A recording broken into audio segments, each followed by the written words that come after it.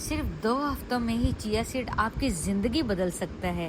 पहले ही दिन आपकी एनर्जी लेवल इतना बढ़ेगा कि आपको लगेगा कि आप सुपर हीरो बन गए हो। 3 दिन में दिल की सेहत बेहतर होने लगेगी। 1 हफ्ते में बेली फैट कम होने लगेगा और 2 हफ्तों के बाद आपकी स्किन ऐसी चमकदार हो जाएगी कि सबकी नज़रें आपकी तरफ मुड़ जाएंगी। तो फिर देर किस बात की, आज से ही चिया सीड पीना स्टार्ट करें।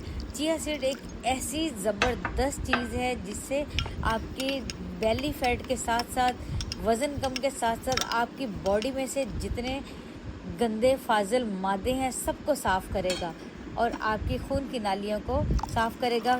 चिया सीड ब्लड थिनर का काम करता है और आपकी बॉडी को डिटॉक्स करता है और बार बार आपको जो खाने की आदत पड़ी होती है उसको कंट्रोल करता है, भूख को कंट्रोल करता है और आपका बेली भरा रहता है न्यूट्रिशन से भरपूर, फाइबर से भरपूर।